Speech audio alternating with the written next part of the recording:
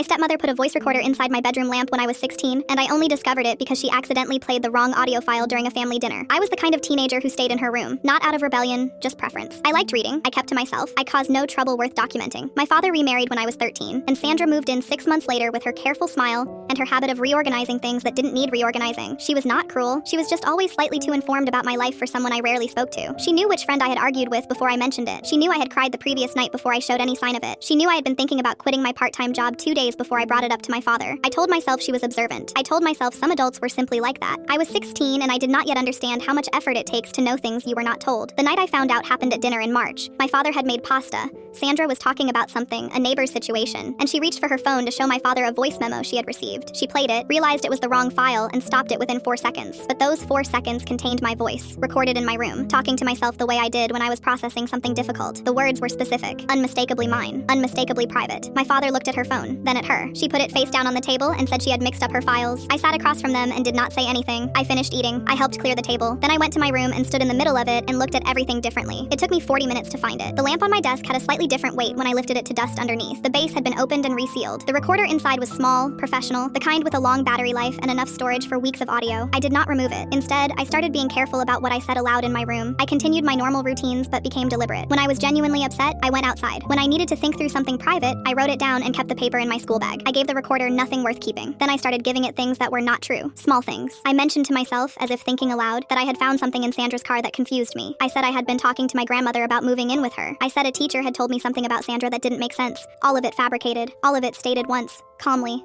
in my normal voice. Within a week, Sandra's behavior changed. She was distracted. She started asking my father small questions that I could tell were attempts to verify things she had heard. She pulled me aside once and asked how my grandmother was doing. I said fine. She asked if I had been spending time with her. I said not recently. She looked at me for a moment longer than the question required. I gave it 3 more weeks. Then I told my father. I brought him to my room. I lifted the lamp. I placed the recorder in his hand. I watched his face move through several things at once. He played the audio. He recognized my voice immediately, recognized the date by what I was discussing, understood exactly how long it had been there. Sandra said she had been worried about me. She said she had wanted to make sure I was safe. She said she had not known how else to reach me. My father stood in the kitchen holding a recording device found inside his daughter's bedroom lamp and listened to his wife explain that surveillance was a form of concern. He asked her to leave for the weekend. She did. She came back. They are still married. The lamp has a new base now, a solid one, and my father checks it sometimes when he comes into my room. He never says why. I never ask. What I think about most is not the recorder. It is the 4 seconds at dinner when I heard my own voice played back to me and understood that someone had been collecting me without my knowledge, storing pieces of my private self in a device small enough to fit inside a lamp. I still don't fully trust rooms. I don't think I'm supposed to say that, but it's true.